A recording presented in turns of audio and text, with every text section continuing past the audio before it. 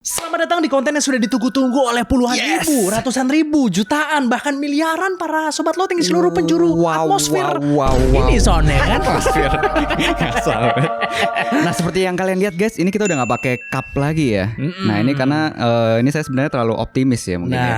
Karena saya pikir dengan 100 cup itu udah cukup siapa tahu kan, 100 cukup lah. Ntar juga ada masuk gitu kan. Oh iya benar Ya, juga. Ternyata Kehabisan belum masuk juga ya Son ya. Sampai saat ini sponsor kopi belum masuk loh di sini, agak danger. Ini peringatan darurat, ini lebih berbahaya daripada yang di-upload on Najwa Shihab kemarin itu sama menurut saya. Apa perlu kita upload juga itu? Harusnya upload itu warna coklat ya. Karena kan nggak ada brand kopinya di sini gitu kan. Itu yang kita butuhkan gitu loh teman-teman. Tapi ya udahlah, karena misalnya karena udah nggak ada ya kan, dan kebetulan juga Son juga lupa beli gitu kan. Ya kan itu sebenarnya masalah utamanya. Masih OTW. Kita hari ini pakai gelas ini ya, yang lebih down to earth ini ya Son ya. Lebih down to earth. Ini gelasnya kayak tahun 1950 ini Son, warna hijau-hijau begini ya kan.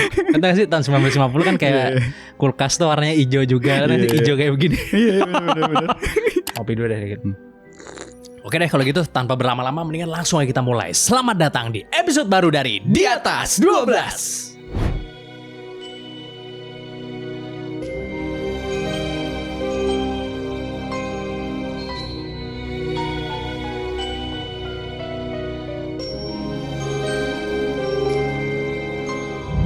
Lo udah denger belum cerita tentang zombie pertama di dunia? Hah, siapa itu Son? Michael Jackson ya? Bukan. Michael Jackson kan dulu terkenal zombie lagunya kan. Oh, iya. Gimana sih? Jadi cerita ini berasal dari negara Haiti. Di tahun 1907, seorang wanita bernama Felicia Felix Mentor, yang sebenarnya adalah orang biasa. Jadi dia itu dikenal sebagai orang yang ceria dan aktif di berbagai komunitas. Tiba-tiba hidupnya menjadi tragis karena dia ini jatuh sakit dan akhirnya meninggoy.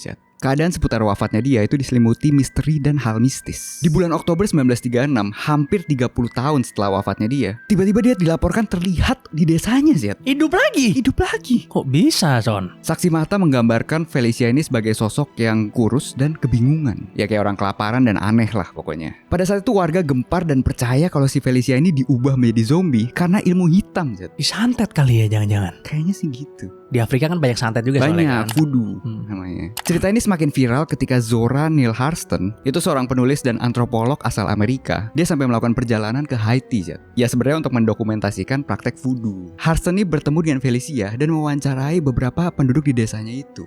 Ya emang masyarakat Haiti pada saat itu percaya tentang fenomena zombie ini, ya kan. Nah tapi si Hurston ini berpendapat bahwa fenomena ini kemungkinan besar salah paham, Zed. Kemungkinan Felicia ini mengidap penyakit mental kayak skizo gitu, Zed. Nah selain Felicia ini ada lagi kisah zombie di Haiti, Zed. Kali ini orangnya bernama Clairvius Narcis. Di tahun 1962 setelah Narcis ini dinyatakan meninggoy oleh dokter, tiba-tiba 20 tahun kemudian di tahun 1980 dia hidup lagi, Zed. Oh bisa begitu? Narcis ini cerita katanya dia itu digali oleh seorang dukun dan dikasih kayak semacam pasta gitu, Zed. Itu yang kemungkinan itu dartura yang menyebabkan dia ini berhalusinasi dan gak bisa ngontrol dirinya. Oh enak juga ya dikasih pasta ya, spaghetti apa carbonara? Bukan, face kayak odol. Oh odol maksudnya, odol ya. Lalu dijadikan budak di perkebunan tebu sampai akhir hayat dari dukunnya itu. Baru setelah itu si Narcis ini akhirnya kembali sadar gitu. Nah makanya habis itu balik lagi lah ke desanya. Jadi kemungkinan dukun di Haiti itu punya cara untuk membuat orang tidur dan seakan-akan mati suri sampai bisa mengecoh dokter sih. Wah. Ya jadi Felicia ini bisa jadi salah satu korban dari praktik dukun itu sih. Gitu. Jadi sebenarnya dia belum meninggal ini dua-duanya ini. Mungkinan gitu. Jadi dibikin kayak mati suri lah. Koma gitu. Dibikin koma terus habis itu dikira sama orang-orang, oh orang ini sudah meninggal. Nah, habis itu digali jadiin budak sih. Gitu banyak praktiknya dulu. Jadi katanya banyak gitu di perkebunan-perkebunan di sana gitu. Itu kayak orang pekerja-pekerja kayak tatapannya kosong gitu. Seakan-akan terhipnotis kayak gitu ya. Oh gitu. Iya. Emang kan di Afrika kan emang black magic kan emang terkenal banget kan di Afrika iya kan. Ada voodoo ya kan. Kalau voodoo itu kan yang nyantet orang pakai boneka itu yang terkenal ya. Nyantet orang pakai boneka. Terus di tim bola juga pernah juga waktu itu lihat ya kan, misalnya mau main gawangnya di gali dulu, dimasukin jimat ya kan. Di dalamnya. Ini di Afrika loh guys, ini ngomong-ngomong nih, bukan di Indonesia loh, di Afrika. Di Afrika emang ilmu hitam sangat dipercayai di sana. Sangat kan, dipercaya. Nah, tapi pertanyaan saya sebenarnya cuma satu itu. Kenapa orang Afrika namanya Felicia di sana? Itu pertanyaan saya. Ya kan? Felicia Felix Mentor. Agak unik sih Kok sebenarnya. bisa Dan ini di nama tahun, Felicia? maksudnya di akhir abad 19 ini. Ini seperti orang Jakbar nih Son dibanding bukan orang Afrika nih Felicia nih ya. Iya. Tapi emang praktik voodoo ini kan katanya kayak campuran sama Katolik kalau nggak salah ya. Oh. Katanya sih gitu. Maksudnya diselewengkan mungkin ya, ajarannya diselewengkan gitu kan. Iya. Ya banyak lah, kalau itu setiap agama pasti ada yang menyelewengkan. Iya. Jadi memang di Afrika ini memang sangat terkenal voodoo atau black magic itu sangat terkenal ya, soalnya di berbagai bagian dari Afrika gitu guys ya kan. Tapi kalau zombie sih memang ya waktu itu kita pernah bahas ya yang semut itu ya. Kalau semut tuh ada semut jadi zombie, jadi dikontrol sama jamur gitu kan. Jamur. Yang jadi inspirasinya film ini juga apa namanya? Series apa? Last of Us. Nah, tapi kalau manusia belum ada sih yang mengontrol pemikirannya gitu. Anggapannya itu yang dikontrol dengan anggapannya zat-zat yang halusinasi lah ya kan jadinya kan. Jadi sebenarnya di manusia ya sama aja sih, cuma ini dijejelin aja gitu. Yang mirip-mirip sama ini ya ini apa namanya yang kalau lu pernah denger drugs namanya Flakka. Pernah denger gak lu? Enggak. Ada terkenal tuh waktu itu, sempat terkenal banget di Amerika. Ada sebuah drugs namanya Flakka ya kan. Itu kalau dipakai sama orang gitu, dia jadi kayak hilang akal gitu. Terus sampai makanin kulitnya sendiri gitu-gitu. Sampai makanin orang gitu-gitu. Gila sih. Jadi bukan sekedar hilang akal buka baju doang kayak kecubung ya, bukan ya. Ini sampai nguber orang bukan gitu. Bukan kayak mabok biasa lah. Ini bukan, lebih ekstrim lagi. Ada namanya Flakka tuh.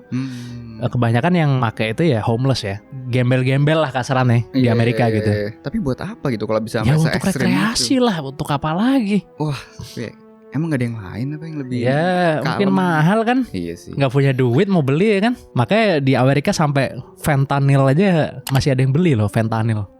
Itu kan padahal salah satu drugs yang benar-benar sangat distraktif sekali dan sangat merusak sekali tuh fentanyl itu. Tapi karena murah jadi ada aja pasarnya. Ada pasarnya bro. Iya bener sih. Ada. Kalau ini kan kalau di sini kayaknya tinggal minum obat batuk doang udah celeng. Iya paling. Kalau murah. Enggak Pertalite paling ini. Cuman sekarang Pertalite masih pakai kartu kan kalau bisa. Masa mau mabok kan punya kartu son. Ente bikin gak kartu ya Son Pertalite? Bikin gak ente kartu ya? Hah? Nggak bikin emang? Lo kenapa? Nggak pakai Pertalite. Oh iya benar juga. Emang ente masih pakai? Apa? Lo kan CSND tinggi kan? Gak boleh pakai Pertalite. Gak boleh kan? Gak boleh lah, ngapain? Kalau udah gak boleh kita harus menuruti gitu kan. Jangan sampai kita melanggar aturan itu Son. Jadi milih di pom bensin yang gak nurut ya. Bukan begitu dong ya kan. Karena saya kasihan kepada negara ini karena Pertalite itu kan subsidi ya kan. Iya dong. Kalau subsidi dicabut harganya sama Pertamax ya Son. Katanya Menteri Keuangan katanya sih. Gitu. Katanya harganya sama Son walaupun oktannya beda ya kan. Tapi ya kita sebagai rakyat harus percaya dan mengikuti peraturan pastilah. Jadi saya nggak bikin lah kartu-kartu begitu lah. Iya. Nah ini gantian gue yang ngemil ya. Ini kemarin banyak yang nanya kan, ini makan snack apa bang? Nah kita lagi makan momogi nih ya. Nah kita kasih tahu aja deh soalnya walaupun kita nggak dibayar sama sekali ya soalnya. Kita kasih tahu aja nih kita lagi makan momogi ya. Nah kalau dibayar kan ada tulisannya di sini. Nah, sama kita harus bilang enak ya kan. Oh ini kita nggak mau bilang ini enak apa enggak soalnya kan. Tapi ya kalian tahu lah rasanya gimana. Nah ngomong-ngomong soal momogi nih soalnya, gue ada sebuah teori mengenai snack-snack di Indonesia dan di luar negeri Son. Oh apa tuh ya? Ini akan sangat menarik teori yang satu ini. Oke. Lo tau gak sih kenapa momogi makin lama makin kecil Son? Lah iya ya. Jadi ada sebuah fenomena yang bernama shrinkflation Son. Shrinkflation ini itu berasal dari kata shrink dan inflation. Shrink itu artinya menyusut, inflation artinya inflasi ya. Jadi sebenarnya fenomena ini tuh terjadi karena adanya inflasi yang membuat biaya bahan baku pembuatan produk dan distribusi itu naik Son. Di samping itu perusahaan pun juga kesulitan nih untuk menaikkan harga produknya. Karena yang pertama produk-produk ini itu price sensitivity-nya tuh tinggi. Para customer yang menyukai produk-produk ini itu biasanya kalau harganya dinaikin itu mereka langsung berasa banget gitu, jadi nggak mau beli lah ibaratnya gitu.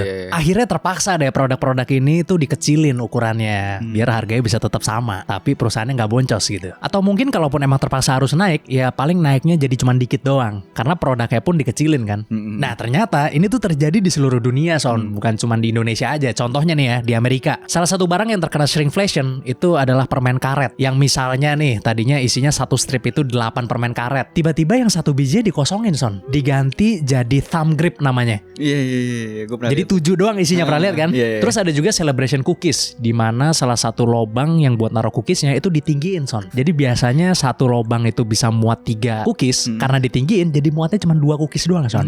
Jadi di satu bungkus itu ada yang tinggi sendiri. Iya. Terus chips Pringles. Nah, itu juga ukurannya mengecil juga tuh, Son tuh. Ya kan, tadinya gede, sekarang jadi lebih kecil emang. Terus ada juga cairan WD-40 kalau lu pernah tahu ya kan. Tahu. Kayak pelumas kan itu kan. Ya, kayak pelumas biasanya dipakai untuk kebutuhan otomotif lah ya, atau pintu gitu-gitu kali ya, engsel pintu. Jadi gue nemuin ada sebuah gambar di mana ada 2 kaleng WD-40 disejajarin gitu ya. Yang sebelah kiri tulisannya 300 mili kalau nggak salah.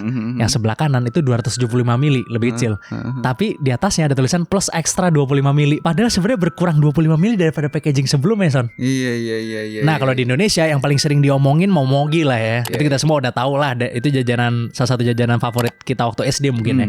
Jadi momogi ini yang tadinya panjang gitu, lama-lama jadi semakin pendek gitu ya. Semakin pendek. Pembahasan soal momogi ini sebenarnya sempat viral banget ya kan, berkali-kali viralnya. Dan hal ini jadi bikin kita sadar bahwa shrinkflation ini memang real gitu. Karena kalau misalnya lo ke warung sekarang juga terus lo lihat snack-snack misalnya yang harga-harga seribuan, itu makin kecil, Son, isinya makin dikit. Dulu kan kayak Cheetos gitu-gitu kan harganya 1.000 kan. Ya kan? Sekarang lo kalau beli Cheetos 1.000 itu isinya wah parah sih, dikit banget, Son, gak bohong gue. Yang 1000-an itu tuh isinya bener-bener sedikit banget. Iya, anggapannya demi mempertahanan harga 1.000 itu ya. Iya, biar gak naik harganya. Karena marketnya itu sangat tinggi price sensitivity-nya. Harga naik jadi 1.500 aja bisa jadi gak beli. Iya benar. Sama ada satu nih, Son, ya kan, wafer keju, Son. Ada wafer keju yang terkenal itu ya kan. Mungkin wafernya tuh segini nih, setelunjuk gua nih, sumpah kecil banget sekarang udahan. Kadang juga bungkusnya sama besarnya ya kan, tapi gramasinya diam-diam diturunin. Tapi menurut gua wajar sih ya, soalnya kayak kalau kita beli gorengan di pinggir jalan juga, lu perhatiin gak bakwannya sekarang sekecil apa? Gimana menurut kalian? Coba tulis di bawah. Kira-kira shrinkflation apa yang paling berasa di hidup kalian sekarang? Terus di komen. Jadi begitulah keadaan kita sekarang ya kan. Tapi ya menurut gue sih itu wajar terjadi sih. Karena kan mata uang juga agak-agak melemah ya. Makin ke belakang sini sih gue perhatiin gitu ya. Kayak tadinya kita 5.000 misalnya bisa beli banyak, sekarang jadi menurun daya belinya ya kan. Serba salah sih. Emang inflasi selalu ada sih masalahnya. Iya. Berapa gede aja gitu kan. Iya, tapi ya yang bikin ini semakin sulit untuk di overcome atau dilewati itu adalah karena inflasinya naik, pendapatan rata-ratanya tidak sebanding, Son. Tetap sama naik tapi sedikit lah gitu. Iya, pemasukan dari para rakyatnya ini gitu loh. Inflasi itu hitungannya nggak general gitu.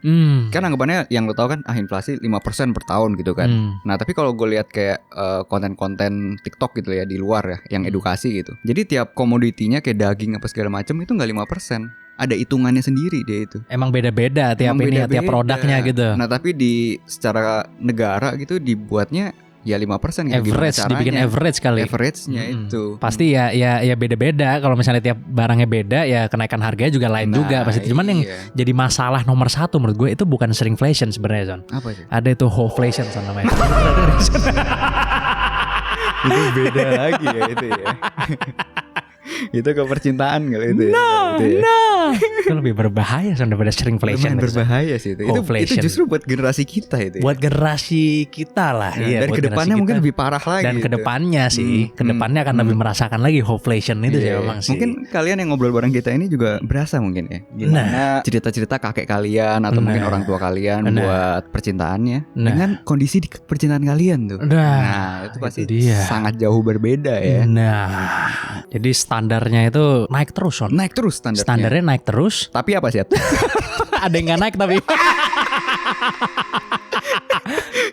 Standarnya naik tapi ada yang gak naik. Ada yang gak naik ya. Anggapannya effort harus terus naik. Tapi ada satu hal tuh yang gak naik. Ya kan?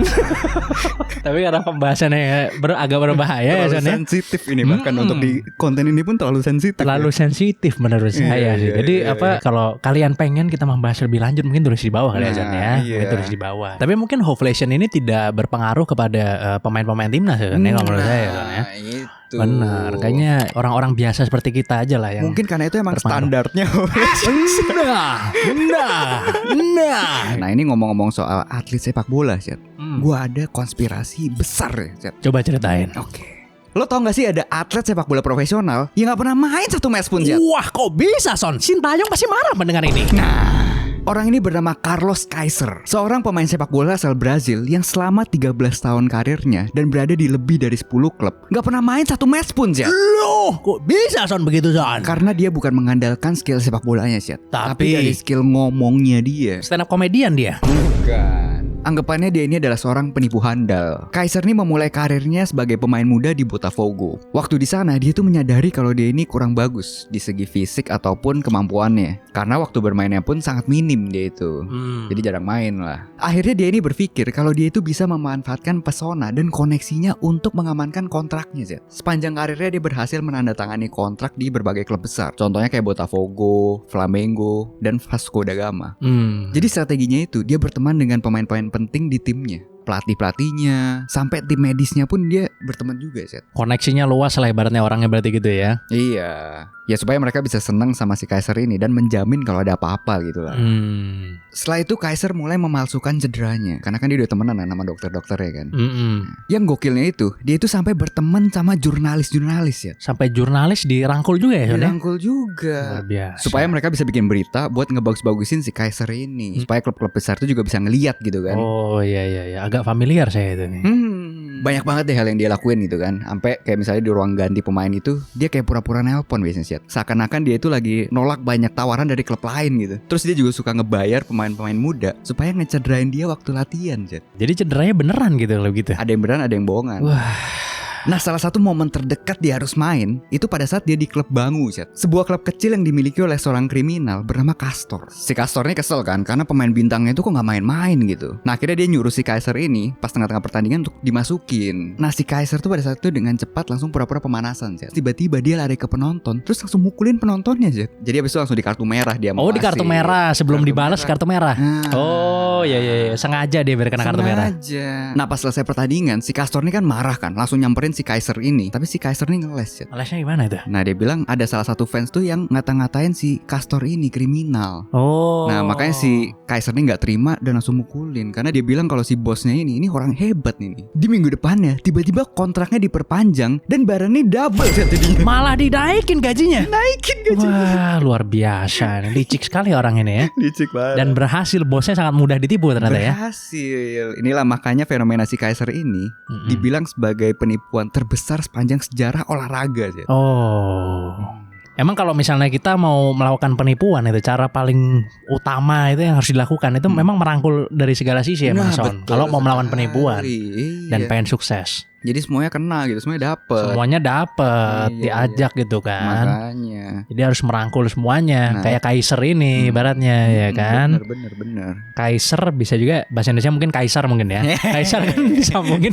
Bisa jadi. Balik lagi ke kerajaan. Kerajaan kan. Iya, itu dia berhasil membangun kerajaan di setiap tempatnya gitu ya. Nah, dan kerajaan yang berhasil ya kerajaan yang merangkul penguasa-penguasa kecil lainnya.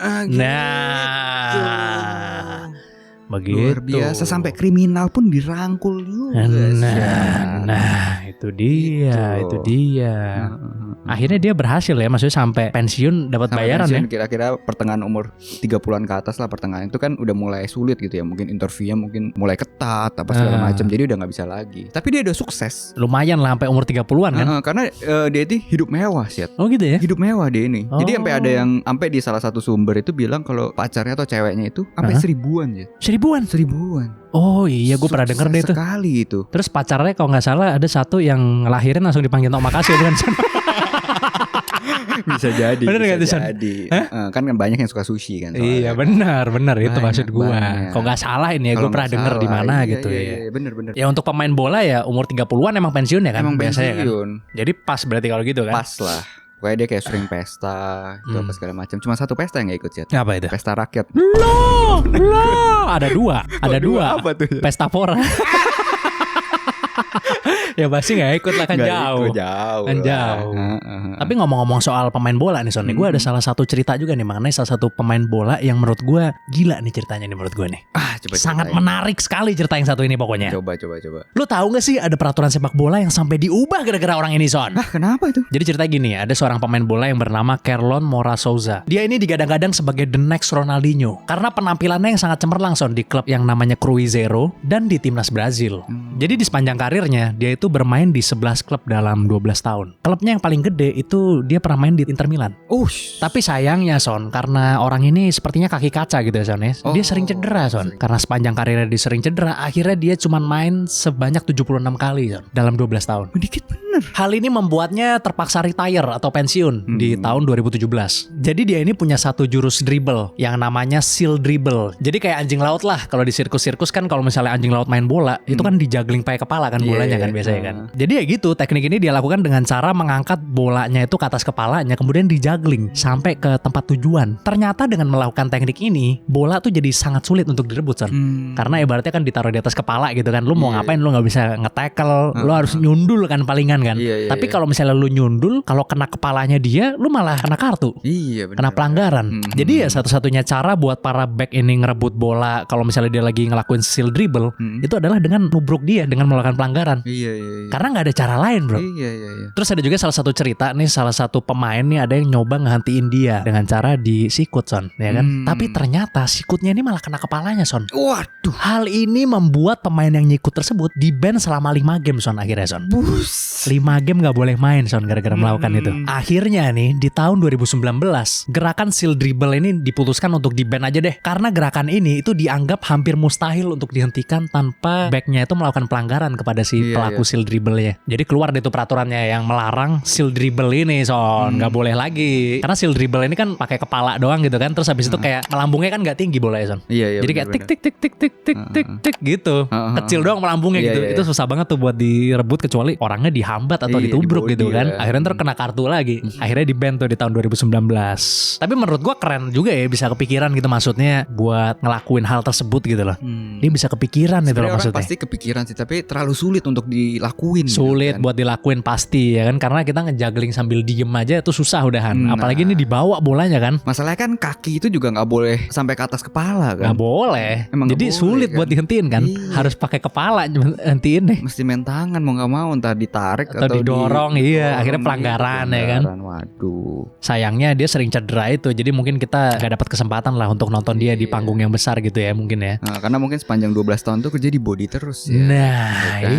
itu dia. Pas dia udah selesai baru peraturannya ada. Sampai kan? Dibilang the next Ronaldinho loh Son. Berarti jago ngedribble dia berarti. Iya sempat digituin kan. Cuma takutnya pas nyampe depan gawang ditembak penonton sih takutnya. Nyasar gitu maksudnya, nyasar. Oh, kayak siapa itu sana depan gawang nyasar tuh Son? Banyak. Siapa contohnya? Yang deket-deket aja, nggak usah yang jauh-jauh. Ya di dunia sepak bola banyak ya hal-hal menarik sebenarnya ya, banyak sekali ya hal-hal yang menarik. Mungkin kita bisa bikin special edition. Mungkin kita bikin special edition gitu ya Son. Tapi mungkin yang aman-aman aja ya kita bikin gitu ya, yang lurus-lurus aja paling gitu. Iya kan, bener ya. Paling kalau di sini ada satu lagi Son selain ngoper ke kiper. Apa sih? Yang apa? Yang iklan SCTV bang, nggak salah yang nendang ke satelit lu sih. Ada zaman dulu banget ini iklannya, ingat banget gue. Kayaknya Rooney Salto deh dulu, tau gak sih? Tasus bolanya mental kok satelit tang dibikin diedit sama stasiun TV-nya ada tuh gue pernah lihat. Nah ngomong soal satelit ya, gue ada konspirasinya nih Syat. Tapi ini satelitnya satelit TV kan, masih bukan satelit bukan kan? Satelit bukan. Luar angkasa ini. Oh iya. Lo tau gak sih ada satelit yang udah mantau bumi selama 13.000 tahun Syat? Loh kok bisa begitu Son? Satelit ini bernama BlackNet Satellite yang masih mengorbit bumi sampai saat ini. Wah. Pertama kali diangkat di tahun 1899 oleh Nikola Tesla. Saat dia ini melakukan eksperimen di Colorado Springs, dia melaporkan menerima sinyal radio misterius yang dia yakin itu dari luar angkasa. Ya anggapannya dia bikin tower kan. Jadi karya Tesla ini bisa dibilang sebagai dasar teknologi radio modern. Tapi juga memicu spekulasi kalau si Tesla ini berkomunikasi dengan makhluk asing atau alien gitu kan. Di tahun 1950 ada operator ham juga yang menerima sinyal ini dan mencoba untuk memecahkan kodenya gitu. Di tahun 1960 juga seorang jurnalis bernama Duncan Lunan membuat artikel tentang BlackNet Satellite ini. Saat ini beberapa orang terkenal seperti Billy Carson juga percaya tentang objek yang seberat 15 ton ini ya. Karena katanya dia itu bisa mengubah orbitnya sendiri. Si Billy ini juga bilang kalau misalnya di tahun 1957 pada saat peluncuran satelit Sputnik, yaitu adalah satelit pertama lah yang diluncurkan gitu kan, BlackNet Satellite ini mengikuti si Sputnik ini ya. Jadi seakan-akan punya kecerdasan gitu. Dan infonya si Billy ini juga bilang kalau NASA dan Uni Soviet itu pada saat itu waspada Zed, karena mungkin mungkin salah satu dari mereka yang ngeluncurin kan. Nah tapi mereka juga berpikir kalau wah kayaknya teknologinya belum nyampe buat ngeluncurin objek 15 ton gitu kan. Makanya banyak orang menganggap Black Knight Satellite ini adalah milik alien dan dianggap sebagai the all seeing eye. Jadi nggak tahu sebenarnya siapa yang ngelempar satelit ini gitu ya. Jadi seakan-akan memantau dan mengawasi pergerakan di bumi. Tapi ya sekali lagi ini cuma konspirasi ya.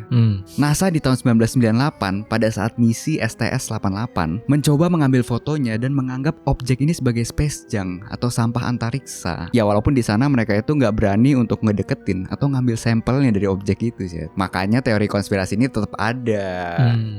Gimana menurut kalian kalau ternyata objek tersebut beneran ngawasin kita? Nah, tulis di komen. Yes. Jadi ada sebuah satelit yang selama 13.000 tahun itu sudah mengitari bumi gitu. Iya gitu. Padahal ya 13.000 tahun yang lalu boro-boro bikin satelit gitu kan. Kita bikin api aja masih pakai batu gitu kan zaman dulu mungkin ya. Iya. Ya tapi belum tahu kan karena NASA kan bilangnya sebagai sampah antariksa aja. Ternyata bukan satelit gitu ya, cuman sampah doang gitu kan intinya ya. Tapi ya ini masih konspirasi gitu ya maksudnya ya. Bukan paten fakta gitu bukan ya. Bukan. Emang konspirasi aja. Ada perkiraan orang mengira oh ini sebenarnya adalah satelit gitu ya. Iya. Ada perkiraan aja sebenarnya ya, bukan fakta 100%. Bukan. Tapi emang kalau misalnya alien itu ada, pasti alien itu memiliki teknologi yang jauh lebih advance daripada kita sih. Ya iya. Harusnya punya teknologi yang lebih bagus. Mungkin teknologi udah sampai yang nano itu tuh masih. Oh iya. Ya kan mungkin sampai situ jadi nggak kedeteksi sama kita. Iya. Sampah doang kan mungkin. Bisa aja kan? Gitu. Nanoteknologi gitu kan. Dari UFO-nya aja juga udah kelihatan lah. Kalau kita juga nggak bisa bikin pesawat yang kayak gitu kan maksudnya kan. Sesimpel itu aja. Jadi harusnya memang kalau ngomong soal teknologi, harusnya alien jauh lebih advance daripada manusia teknologinya. Bisa jadi 13.000 tahun yang lalu alien udah bisa bikin satelit gitu. Bisa aja. Bisa jadi. Tapi ya sebagai perkiraan aja lah. Saat ini kan masih konspirasi. Tapi ya kita nggak menganggap itu benar-benar nggak ada gitu. Bisa aja itu kejadian gitu sebenarnya kan. Anggapannya kita aja sekarang tau gak sih yang Tesla itu yang ngelarin roket, itu balik lagi bisa balik lagi tuh. Iya tahu gue tahu. Itu udah amazing bener gitu kan. Itu aja udah heboh ya maksudnya ya. Kayak balik ke sumpit gitu ya. Padahal kalau alien mungkin tuh udah biasa banget begitu ya. Udah basic. Kalau di film sih gambarannya film ya. Misalnya kita lihat gambarnya film ya alien ya udah advance banget lah, kayak pesawat landing di mana aja juga bisa, nggak perlu pakai landasan gitu maksudnya. Anggapannya dia floating ya, floating terbangnya, jadi nggak pakai landasan, mesti punya landasan panjang enggak. Ya dia ke atas gini udah bisa kemana-mana gitu kan. Jadi ya mungkin aja ya kalau misalnya ini tuh adalah satelit punyanya alien gitu ya. Bisa aja. Mungkin karena alien pasti secara teknologi itu udah lebih advance daripada kita tuh udah pasti kalau seandainya alien memang benar-benar ada tapi. Nah ngomong-ngomong soal teknologi, gue ada sebuah cerita nih tentang komputer terbesar di dunia salah satunya lah. Bisa dibilang ini adalah superkomputer punyanya US Army. Buset, coba ceritain. Lo tahu gak sih salah satu komputer terbesar yang pernah dibuat di dunia itu terbuat dari 1760 PS3 Son. PlayStation nih? Iyalah. Jadi gini Son ceritanya. Di tahun 2010 US Air Force ini memiliki kebutuhan untuk menciptakan sebuah superkomputer yang nantinya akan digunakan buat ngeproses gambar satelit beresolusi tinggi sama buat melakukan riset soal artificial intelligence. Namanya superkomputer tentunya harus punya spek yang tinggi dong Son ya kan. Sehingga ketika US Air Force ini menghitung, budgetnya itu ternyata $10 juta Son untuk membangun sebuah superkomputer yang speknya itu sesuai dengan kebutuhannya US Air Force pada saat itu. Tapi ternyata ada opsi lain Son, yaitu membuat komputer dari PS3. Emang bisa Pak? Bisa dong. Jadi pada saat itu PS3 tuh punya graphic card yang cukup bagus Son, sehingga mumpuni untuk melakukan kerjaan yang dibutuhkan oleh US Air Force ini. Terus PS3 itu punya efisiensi energi yang bagus Son, karena emang kan kalau misalnya bikin konsol tuh biasanya dipikirkan juga kan efisiensi energinya. Dan juga PS3 itu ternyata bisa menjalankan OS third party kayak Windows atau Linux gitu. Jadi bisa diinstalin Windows atau Linux. Sehingga akhirnya tentara US memutuskan untuk memesan PS3 sebanyak 1760 pieces yang kemudian disambungkan menjadi satu superkomputer. Superkomputer ini dapat memproses 500 triliun floating operations per second Son. Pokoknya canggih banget lah nih superkomputer. Dan lu tahu nggak harganya berapa Son? Berapa? Cuman $2 juta Son. Oh lumayan. Jadi US Army hemat $8 juta Son karena ini. Dan berhasil itu. Dan berhasil bisa. Sesuai lah dengan spek yang mereka butuhkan gitu. Semuanya berjalan lancar ya sampai akhirnya Sony merilis update untuk PS3 di mana PS3 itu udah nggak bisa diinstalin Linux lagi. Hal ini membuat superkomputer yang udah terlanjur jadi nggak bisa diupdate lagi Son untuk melakukan tugas-tugas yang baru. Jadi kira-kira si US Air Force ini ngajuin ke pemerintah itu 10 juta apa 2 juta sih? Nah itu saya kurang tahu itu. Mungkin 2 juta lah kayaknya. 2 juta karena ini kan di media kan kita tahu kan dari media nih hitungannya kan. 2 juta bener nggak? Iya dibuka transparan. Dibuka transparan sih kayaknya sih ya kan. Mungkin ada yang dari awal sudah transparan, yang itu bagus ya kan.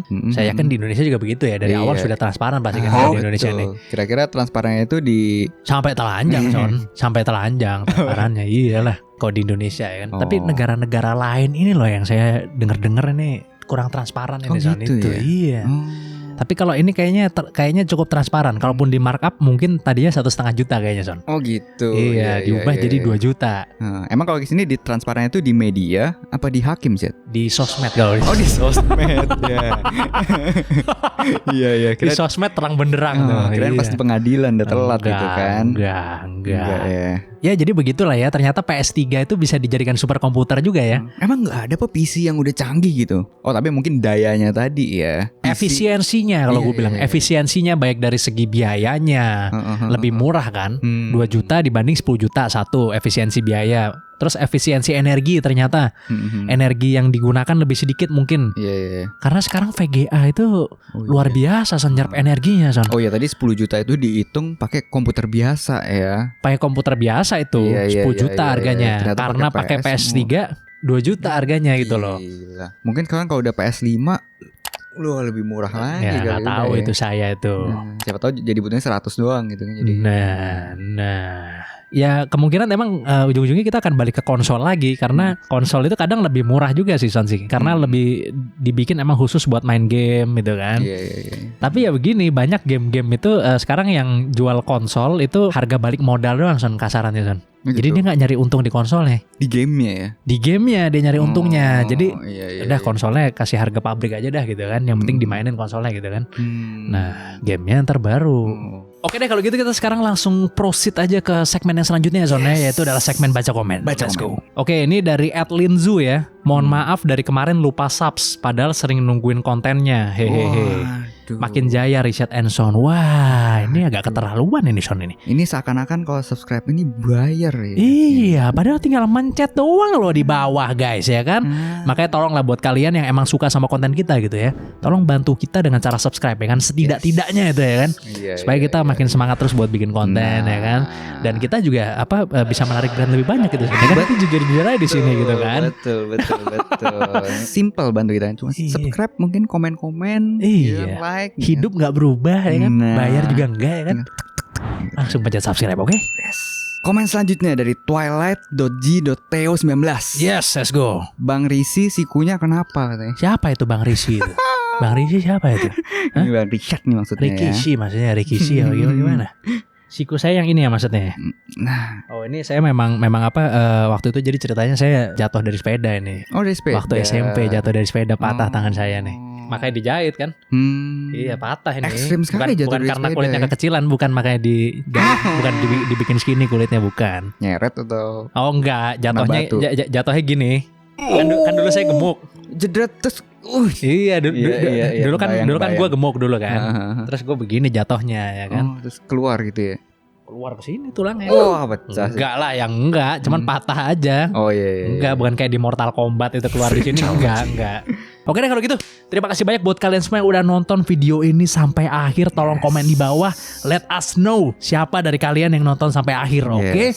Thank you so much. Jangan lupa selalu komen, like, dan subscribe video-video kita. Yes, sampai jumpa di episode selanjutnya dari Di Atas 12.